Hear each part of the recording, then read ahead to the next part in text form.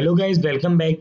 जैसे कि आपको पता है कि हमारी 100 days of full stack developer series जो है वो कंटिन्यू है। आप मुझे पता है कि थोड़ा लेट वीडियोस आ रहे हैं, लेकिन कोशिश करूंगा अब से कि जल्दी जल्दी वीडियोस अपलोड करूं और आप लोग को कुछ ज़्यादा सीखने को मिले। तो बिना टाइम वेस्ट किए स्टार्ट करते हैं। हमारे 7 चैप्टर्स जो हैं वो कवर हो चुके हैं। आज हमारी जो है वो HTML कंप्लीट हो जाएगी। आज जो है आपको सेकंड एक्सरसाइज मिलने वाली है। फिर नेक्स्ट वीडियो के अंदर हम दोनों एक्सरसाइज जो हमारी प्रीवियस एक्सरसाइज है और जो अब आपको मिलेगी, उन दोनों का हम सॉल्यूशन देखने वाले हैं। सही है।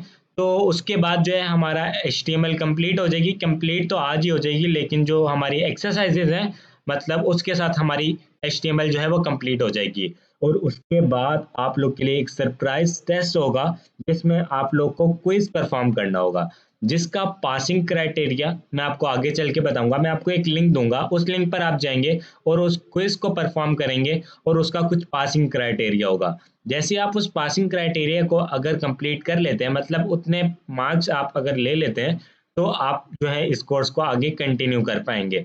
वैसे भी आप कर सकते हैं, लेकिन मैं रेकमेंड करूंगा कि अगर आप उसमें पास हो जाते हैं तो ही उस कोर्स को आगे कंटिन्यू करें, वरना आप दोबारा से इस प्लेलिस्ट को जो है मतलब HTML को दोबारा रिवाइज करें। तो कोशिश करेंगे कि हम जो है वो टेस्ट जो है वो थोड़ा मैं हार्ड रखूं, ताकि आप लोग को जो है वो कुछ ज़्यादा सीखने को मिले। सही है। तो बिना टाइम वेस्ट किए स्टार्ट कर लेते हैं। यहाँ पर मैं बुक को ओपन कर लेता हूँ। ये मेरी बुक है और यहाँ पर हमारे 7 चैप्टर्स कंप्लीट हो चुके हैं। टोटल 9 चैप्टर्स हैं HTML के अंदर। तो हमारा आज जो है वो चैप्टर 8 है और चैप्टर 9 को आज हम कवर करने वाले हैं। तो यहाँ पर आ जाते हैं सिंपल। सबसे पहले यहाँ पर मैं चैप्टर 8 को ओपन कर लेता हूँ। तो चैप्टर 8 जो है वो हमारा है एक्स्ट्रा मार्क। सही है। एक्स्ट्रा मार्कअप में क्या है? Specifying different version of HTML, identifying and grouping elements, comments, Meta information and I frames. ये सब चीज़ें हम आज एक्स्ट्रा मार्कअप के अंदर पढ़ने वाले हैं। तो बिना टाइम वेस्ट के स्टार्ट कर लेते हैं। यहाँ पर मैं क्या करता हूँ, यहाँ पर जो है मैं ओपन विथ कोड करके इस फोल्डर को अपने VS कोड में ओपन कर लेता हूँ। तो यहाँ पर ही मेरी form.html की फाइल बनी है। मैं एक न्यू फाइल बनाऊंगा यहाँ पर, और इसका नाम बेसिकली मैं रखूंगा एक्स्ट्रा मार्कअप .html। सही है। सही है। उसके बाद आपको पता है बॉयलर प्लेट कोड में यहाँ पर ले आऊंगा जल्दी से। तो यहाँ पर मैं क्या करूंगा, यहाँ पर लिखूंगा एक्स्ट्रा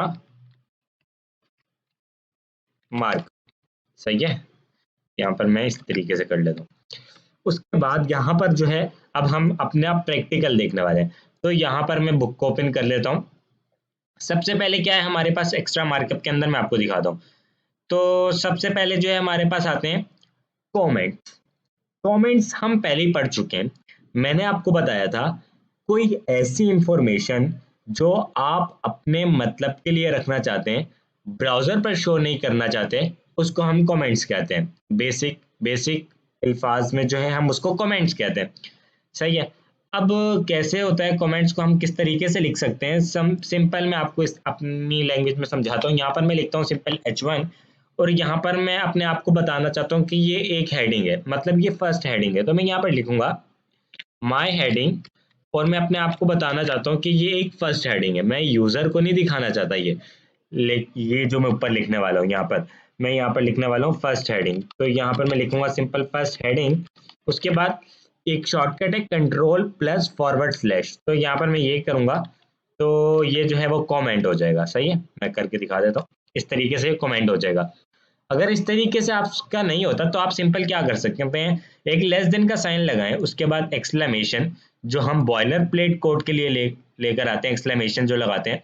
उसके बाद 2 बार हाइफन लगाएंगे। उसके बाद आपने जो भी कमेंट लिखना है आप वो लिखेंगे, और जब इसको क्लोज करना होगा तब आप हाइफन हाइफन और फिर ग्रेटर देन का साइन लगाएंगे। तो ये कमेंट्स होते हैं। आप अपने मतलब के लिए अपने आप को कुछ बताना चाहते हैं, एक्स्ट्रा इन्फॉर्मेशन अपने आप को देना चाहते हैं, तो उसको हम बेसिकली कमेंट्स कहते हैं HTML के अंदर।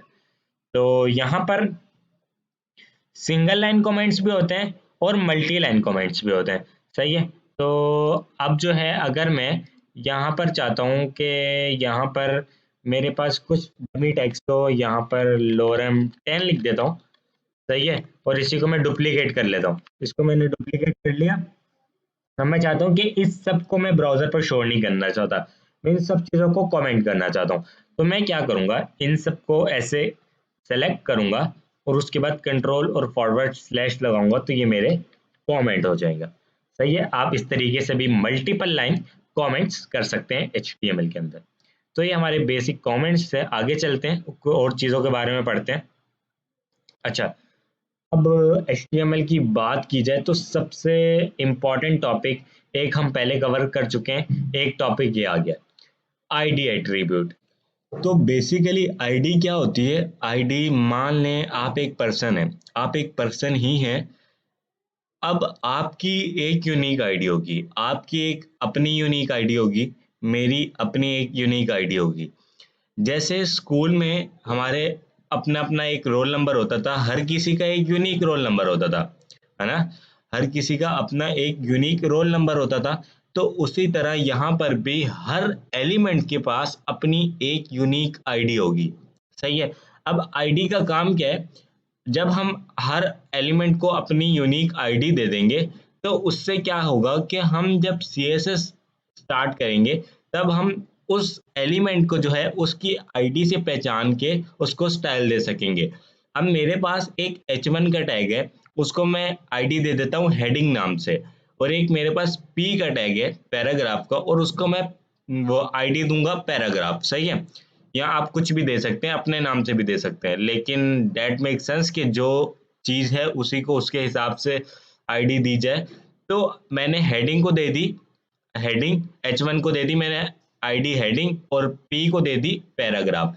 अब जब मैं CSS में उसको स्टाइल करूंगा, अभी मैं आपको इनलाइन CSS के बारे में भी बताता हूँ, थोड़ी सी स्टाइलिंग करके भी दिखाता हूँ ताकि आपको मजा आए वेब पेज बनाने में। तो आप जब स्टाइल करेंगे तब जो है आप उसकी आईडी से उसको पहचानेंगे और उसको स्टाइल दे सकेंगे। कैसे, मैं आपको बता देता हूँ। तो यहाँ पर मैं VS कोड ओपन कर लेता हूँ और यहाँ पर जो है नीचे आता हूँ और यहाँ से इन चीज़ों को मैं हटा देता हूँ। आपको कमेंट्स के बारे में तो पता चल ही गया होगा, तो इन चीज़ों को मैं यहाँ से हटा देता हूँ। अब मैं यहाँ पर मैंने एक H1 बनाया हुआ है, सही है। अब इसको मैं एक यूनिक आईडी देना चाहता हूँ। तो आईडी कैसे देंगे हम? जैसे एट्रीब्यूट लगाते थे ए के टैग में href का एट्रीब्यूट, उसी तरह हम यहाँ पर भी एट्रीब्यूट की तरह आईडी एक एट्रीब्यूट ही है। आप यहाँ पर देख भी सकते हैं, तो यहाँ पर इन्होंने लिखा हुआ भी है आईडी एट्रीब्यूट। सही है। तो यहाँ पर आप देख सकते हैं कि यहाँ पर अगर मैं लिखूंगा आईडी इस, तो ये आईडी करके इंटर करूंगा तो आपको VS कोड पूरा का पूरा सिंटेक्स दे देगा। आगे क्या करना होता है, अगर आपको नहीं दे रहा तो इक्वल्स टू लगा के आगे ये डबल कोट्स लगाने होते हैं। सही है। तो ये काम आपको करना है। उसके बाद आप अपने मर्जी, जो मर्जी चाहे उस नाम से आप आईडी दे सकते हैं। तो यहाँ पर लेकिन आईडी सेम नहीं होनी चाहिए। पूरे वेब पेज के अंदर आईडी यूनिक ही होनी चाहिए। आपको पता है कि आपका अगर रोल नंबर है और मेरा रोल नंबर है वो कभी सेम नहीं हो सकता। तो आईडी भी हमेशा यूनिक होनी चाहिए, सेम नहीं होनी चाहिए। तो यहाँ पर क्या करते हैं, यहाँ पर जो है हेडिंग नाम से एक, मैं क्या करता हूँ, मैंने इसको जो है वो एक आईडी दे दी। सही है। तो यहाँ से मैंने हेडिंग नाम से एक आईडी दे दी। अब मैं यहाँ पर, अभी तो हम CSS नहीं सीख रहे, लेकिन मैं आपको बता रहा हूँ कि आईडी किस काम आती है। तो यहाँ पर हम CSS की फाइल नहीं बना रहे, अभी यहीं पर मैं एक स्टाइल का टैग होता है हमारे पास, ये इनलाइन CSS लिखने के लिए होता है। ये हम बॉडी के टैग से ऊपर लगाते हैं। ये जो हमारा बॉडी का टैग है, ये जो पूरा का पूरा बॉडी का टैग है जिसमें HTML हम लिख रहे हैं, इसके ऊपर लगाते हैं स्टाइल का टैग, हेड टैग के नीचे बॉडी टैग के ऊपर। तो ये आपको याद रखना है। अगर आपको इनलाइन CSS थोड़ी बहुत ऐड करनी है तो आप इस तरीके से कर सकते हैं। अब आईडी जो रिप्रेजेंट होती है वो होती है हैश से। हैश, जो हमारे कीबोर्ड में ये हैश होता है ना, इससे हम आईडी को रिप्रेजेंट कर सकते हैं। आपको सिंपल क्या करना है, हैश लगाना है, उसके बाद आपकी आईडी का जो भी नाम है आपको वो लिखना है। यहाँ पर मैं लिख देता हूँ हेडिंग। ये मैंने इसको टारगेट कर लिया, कहाँ पर? CSS के अंदर मैंने इसको टारगेट कर लिया, और ये मेरे पास जो है वो करली ब्रैकेट भी यहाँ पर आ चुकी है। सही है। अब मैं यहाँ पर चाहता हूँ कि ये जो मेरी हेडिंग है, पहले इसका कलर क्या है मैं आपको दिखा देता हूँ। तो यहाँ से मैं एक्स्ट्रा मार्कअप वाली फाइल को जो है वो ओपन करता हूँ। तो यहाँ पर मेरी ओपन हो जाएगी। अभी इसका कलर क्या है? ब्लैक है। मैं क्या करना चाहता हूँ, मैं इसका कलर ब्लू करना चाहता हूँ। तो यहाँ से मैं जूम कर लेता हूँ पहले। अब मैं चाहूंगा यहाँ पर मुझे क्या करना है, सिंपल कलर लिखना है, कलर। और जैसे आप कलर लिखेंगे आपको आगे एक कॉलम लगाना है, ये ऑटोमेटिकली कर देगा अगर आप VS कोड यूज कर रहे हैं तो आपको सिंपल क्या करना है, आप जो भी कलर करना चाहें वो कर सकते हैं। मैं यहाँ पर ब्लू करूंगा तो ये जो मेरी हेडिंग है, ये हेडिंग ये ब्लू कलर की हो जाएगी। मैं आपको दिखा देता हूँ, रिफ्रेश करता हूँ तो आप देख सकते हैं ये जो मेरी हेडिंग है ये ब्लू कलर की हो गई है। मैं चाहता हूं कि मैं एक और हेडिंग लिखूं H2 नाम से, और इसको मैं दूं स्मॉलेस्ट हेडिंग। यहाँ पर लिख देता हूं स्मॉलेस्ट हेडिंग, सही है। सॉरी, स्मॉलेस्ट की स्पेलिंग रॉन्ग हो गई है। और यहाँ पर मैं एक इसको आईडी दूंगा, यहाँ पर स्मॉल स्मॉल नाम से ही दे देता हूँ, या स्मॉल हेडिंग लिख सकता हूँ मैं, ये ज़्यादा बेटर रहेगा। तो मैं इस तरीके से कर देता हूँ। इसको मैंने कॉपी किया, यहाँ पर आया, यहाँ पर मैंने लिखा हैश और स्मॉल हेडिंग। अभी हम CSS नहीं पढ़े, सिर्फ जस्ट ये मैं बताना चाह रहा हूँ कि आईडी किस लिए यूज होती है। उसको मैं आप कलर दूंगा, कलर में दे देता हूँ इसको फॉर एग्जांपल रेड, और आपको दिखाता हूँ। तो रिफ्रेश करता हूँ तो मेरे पास यहाँ पर एक स्मॉलेस्ट हेडिंग आ गई है रेड कलर की। तो ये चीज़ होती है, आप CSS में स्टाइलिंग कर सकते हैं, किसकी हेल्प से, आईडी की हेल्प से बड़ी इजीली चीज़ों को जो है वो हैंडल कर सकते हैं। तो मैंने सिर्फ आपको ये बताना था, मैं इसको कमेंट कर देता हूँ यहाँ से। तो जब हम CSS पढ़ेंगे तब सब चीज़ें पढ़ेंगे डिटेल में। ये हमारी लास्ट क्लास है बेसिकली HTML से रिलेटेड। तो यहाँ पर अब क्या करते हैं, इसके बाद आता है हमारे पास क्लास एट्रीब्यूट। अब मैंने आपको बताया कि आईडी हम एक वेब पेज के अंदर एक ही बार यूज कर सकते हैं, क्योंकि आईडी हर किसी की यूनिक होती है।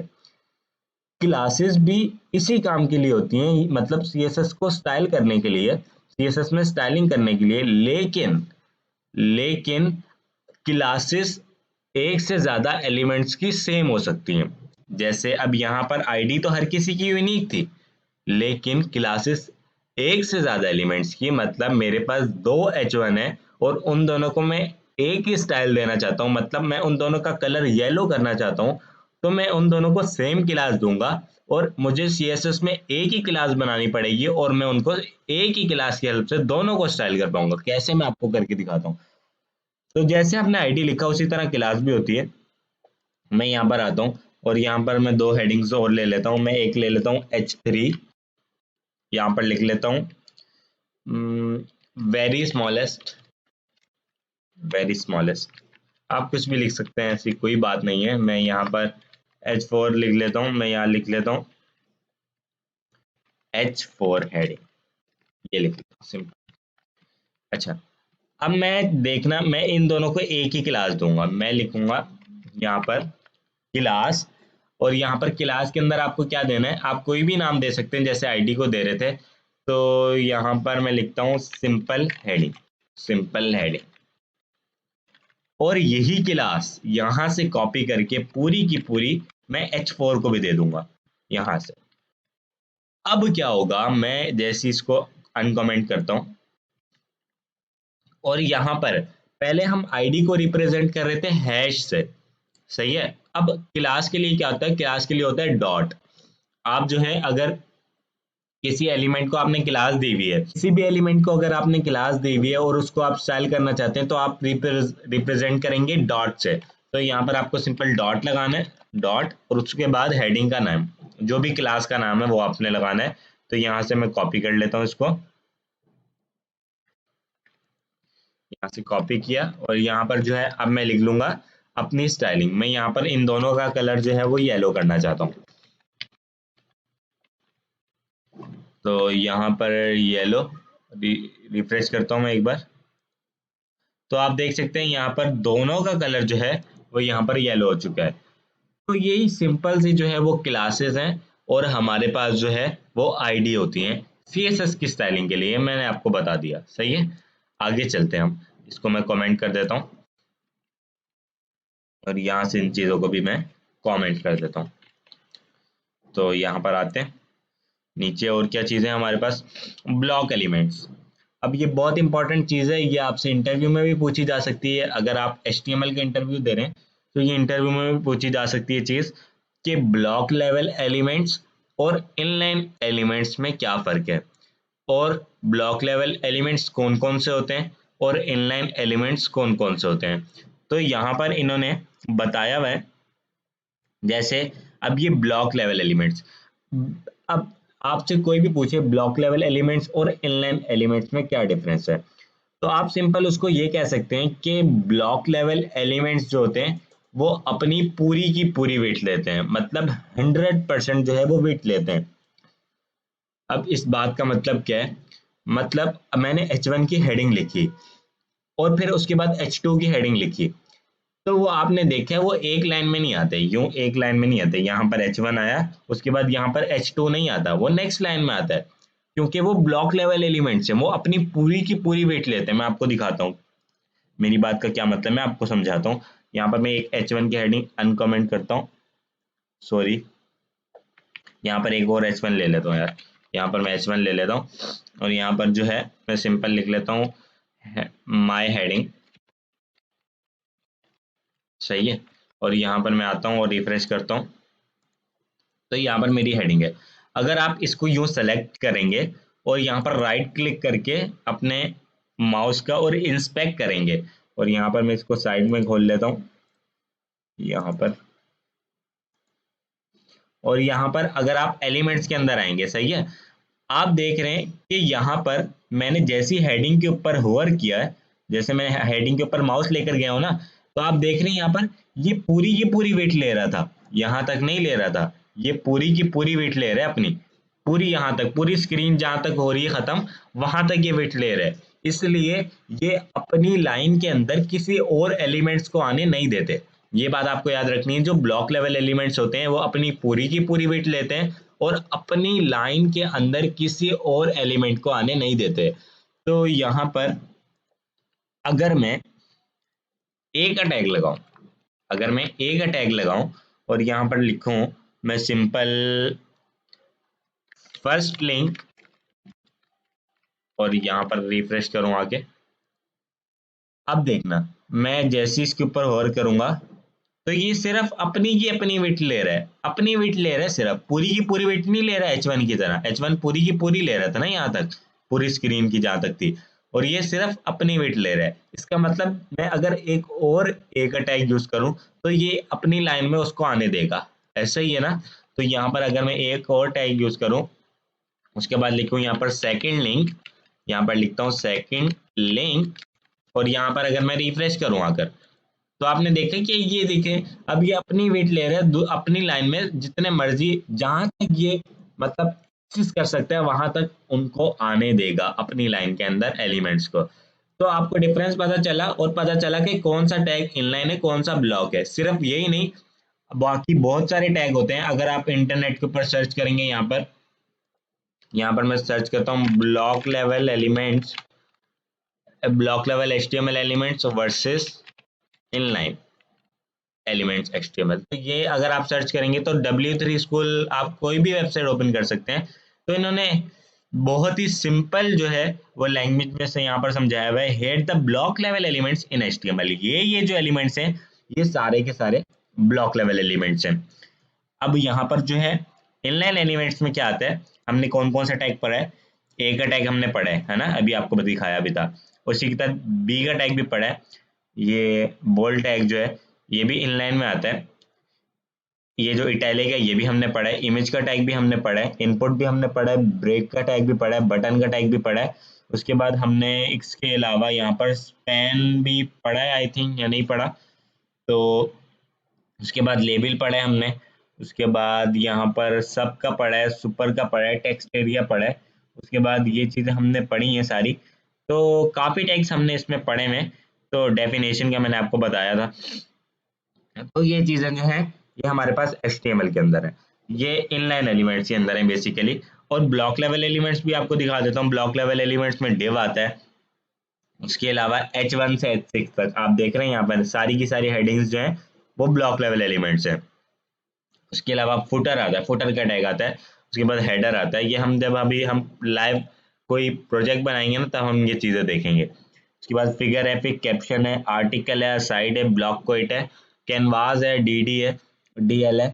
ये चीज़ें जो हैं ये हमारे पास पैराग्राफ है, LI है, HR है। ये चीजें हम पढ़ चुके हैं, सेक्शन है, यूएल है, ये चीजें जो है हमारे पास वो ब्लॉक लेवल एलिमेंट्स में आती हैं, सही है। तो ये चीजें थोड़ी बहुत जो है वो आपको आनी चाहिए, अपने जहन में बिठा लेंगे आपसे, अगर आप इंटरव्यू में जाएंगे तो आपसे पूछा जा सकता है। तो यहाँ से मैं इसको बंद कर देता हूँ अभी के लिए। आपको पता चल गया कि कौन से ब्लॉक लेवल एलिमेंट्स होते हैं, इनमें डिफरेंस क्या है, और इनलाइन एलिमेंट्स कौन कौन से होते हैं, सही है। ये चीजें आपको मैंने बता दी, आपको पता चल गया। अब मैं आगे चलता हूँ, आगे लेके चलता हूँ आपको, और चीजों के बारे में हम पढ़ते हैं। अच्छा, grouping text and elements in a block, मतलब ये बता रहा है कि आप एक टैग के अंदर मल्टीपल टैग का यूज कर सकते हैं। जैसे इन्होंने अब करके दिखाया कि एक डिव लिया, उसको आईडी दी हेडर, सही है। उसके बाद इन्होंने क्या किया, इन्होंने एक इमेज का टैग लिया, डिव के अंदर एक इमेज का टैग डाल दिया, मतलब आप एक टैग के अंदर दूसरे टैग को यूज कर सकते हैं। उसके बाद इन्होंने एक यूएल बना लिया उसी डिव के अंदर, उसके बाद यूएल के अंदर एल आई के अंदर ए का टैग इन्होंने बना लिया। अब मतलब ये बोल रहे हैं कि आप एक टैग के अंदर मल्टीपल टैग का यूज कर सकते हैं। ये डिव का टैग क्या होता है, डिव का टैग बेसिकली ग्रुपिंग के लिए होता है। आप मतलब आपका जो एक हेडर है, मतलब आपके वेबसाइट के अंदर एक हेडर है, मतलब नैब बार है, आप उसको एक अपने कंटेनर के अंदर डालना चाहते हैं। अब ये कंटेनर का क्या मतलब है, बताता हूं मैं। कंटेनर का मतलब बेसिकली आप उसको एक कंटेनर के अंदर रैप करना चाहते हैं, मतलब किसी एक बॉक्स के अंदर रैप करना चाहते हैं, तो आप div की हेल्प से कर सकते हैं। मतलब मैं यहाँ पर एक div का टैग आता है हमारे पास, जैसे मैंने अभी आपको दिखाया अभी ब्लॉक लेवल एलिमेंट्स में। तो यहाँ पर हम उसको एक आईडी दे सकते हैं, क्लास दे सकते हैं। मैं यहाँ पर क्लास दे देता हूँ कंटेनर, सही है। ये एक मतलब ये चलता आ रहा है कि आप कंटेनर दें क्लास, वरना आप कोई भी क्लास दे सकते हैं। मैंने आपको बताया आप अपने नाम से भी दे सकते हैं, जैसे यहाँ पर अपने नाम से फाइल भी बना सकते थे, इसी तरह क्लास भी आप अपने नाम से दे सकते हैं, लेकिन दैट मेक सेंस कि जो चीज़ है उसी के हिसाब से आप उसको क्लास दें। अब ये मैं यहाँ पर क्या करता हूँ, इसके अंदर एक हेडिंग डाल देता हूँ, सही है। अब मैंने H1 की हेडिंग डाल दी कंटेनर के अंदर। अब यहाँ पर अगर मैं लिखूँ सिंपल टेक्स्ट और यहाँ पर डालूं और यहाँ पर आऊं और आपको दिखाऊं, तो यहाँ पर आ रहा है सिंपल टेक्स्ट। अब उस डिफ से तो कोई यहाँ पर हमें फर्क नहीं नजर आ रहा ब्राउजर के ऊपर, लेकिन जब हम CSS पढ़ेंगे तो आपको मैं बता रहा हूँ, जहां तक मेरा एक्सपीरियंस है, डिव इतना ज्यादा इंपॉर्टेंट है ना। CSS जब हम यूज करेंगे तो डिव इतना काम में आने वाला है। मतलब CSS के अंदर एक टॉपिक होता है फ्लेक्स बॉक्स का, तो उसमें जब भी हम फ्लेक्स बॉक्स का यूज करेंगे तब हमें डिव की जरूरत पड़ेगी। हम पढ़ेंगे इस कोर्स के अंदर, आगे पढ़ेंगे तब आपको सारी चीजें क्लियर हो जाएंगी। अभी के लिए सिर्फ आपको इतना ही पता होना चाहिए कि हमारे पास HTML के अंदर डिव का टैग भी होता है, जो हमें ग्रुपिंग करने के लिए काम आता है। मतलब एक वेबसाइट के कंपोनेंट को, मतलब एक हमारा हेडर का कंपोनेंट है ना, पूरा हेडर जो है हमारा सेक्शन है, उसको रैप करने के लिए काम आता है। अभी के लिए आप इतना ही समझ लें, डिव इसीलिए यूज होता है। अब ये बता रहा है कि इनलाइन एलिमेंट्स को भी आप ग्रुपिंग कर सकते हैं, जैसे यहाँ पर ब्लॉक लेवल को किया। उसके अलावा यहाँ पर हमारे पास आई फ्रेम होता है। आई फ्रेम के अंदर आप जो है वो मैप वगैरह का यूज कर सकते हैं, जैसे गूगल मैप होता है। तो यहाँ पर मैं आपको दिखा देता हूँ चला के इसको भी, इसको कॉपी करते हैं पूरे को। तो ये पूरा कॉपी क्यों नहीं हो रहा,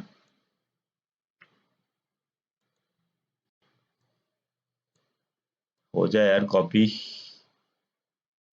यहाँ से मैंने इसको कॉपी किया और यहाँ से मैं इसको कमेंट नीचे आता हूँ और यहाँ पर जो है मैं इसको पेस्ट कर देता हूँ, और मैं इधर इधर आता हूँ और रिफ्रेश करता हूँ। तो यहाँ पर आप देख सकते हैं मेरे पास मैप आ चुका है। इन्होंने जहाँ की लोकेशन सेट की हुई थी मैप पे, जो भी सर्च करके न्यूयॉर्क का जो भी डाला हुआ था सिटी वगैरह, वो यहाँ पर आ चुकी है। आप अपनी मर्जी से यहाँ पर अपना जहाँ का भी जो यूजर की क्लाइंट हो, मतलब जो क्लाइंट की जो रिक्वेस्ट हो, आप उसको यहाँ पर सेट कर सकते हैं। मतलब उसकी कोई एकेडमी है और वो अपनी एकेडमी का यहाँ पर एड्रेस वगैरह डालना चाहता है, लोकेशन सेट करवाना चाहता है, तो आप उससे लोकेशन लेके यहाँ पर डायरेक्टली आई फ्रेम के जरिए यहाँ पर सेट करवा सकते हैं। बहुत सिंपल सी चीज़ है, कोई इतनी बड़ी रॉकेट साइंस नहीं है इसमें। आगे हमारे पास आता है, नेक्स्ट चैप्टर आ रहा है हमारा, जो है फ्लैश वीडियो एंड ऑडियो से रिलेटेड, सही है। मतलब आप अपनी वेबसाइट के अंदर जो है वो वीडियो और ऑडियो का यूज कर सकते हैं, लेकिन ये चैप्टर जो है वो इतना ज़्यादा इम्पोर्टेंट है नहीं, तो हम इस कोर्स के अंदर इसको स्किप करने वाले हैं, क्योंकि आप जब भी देखेंगे तो HTML के ज़रिए हम कभी भी जो है वो वीडियो को ऐड नहीं करते अपने वेब पेज के अंदर। बहुत कम जो है वो ये यूज़ होने वाली चीज़ है HTML के अंदर, ये ना होने के बराबर। जहाँ तक मेरा एक्सपीरियंस है, जहाँ तक मैंने अभी तक काम किया, वहाँ तक मैंने आज तक जो है इस चीज़ का यूज़ नहीं किया। तो मैं आपको भी रिकमेंड करूँगा कि आप इस चीज़ को अभी के लिए स्किप कर सकते हैं एज़ अ बिगिनर। तो इस चीज़ को अभी आप स्किप करें, इस चैप्टर को अभी हम नहीं पढ़ेंगे, क्योंकि ये इम्पोर्टेंट चैप्टर नहीं है। अब मैं आपको बता दूं, जो हम वीडियो वगैरह ऐड करते हैं अपनी वेबसाइट के अंदर वो जावास्क्रिप्ट के थ्रू करते हैं। तो जावास्क्रिप्ट जब हम पढ़ेंगे तब मैं आपको बताऊंगा, क्योंकि हमारे आगे रियल लाइफ प्रोजेक्ट्स आने वाले हैं ना, उसमें हम चीज़ें देखने वाले हैं लाइव कि कैसे होती हैं चीज़ें, हर एक एक चीज़ को मैं आपको करके दिखाऊंगा। तो हमारा आज का ये जो पार्ट था ये इतना ही था।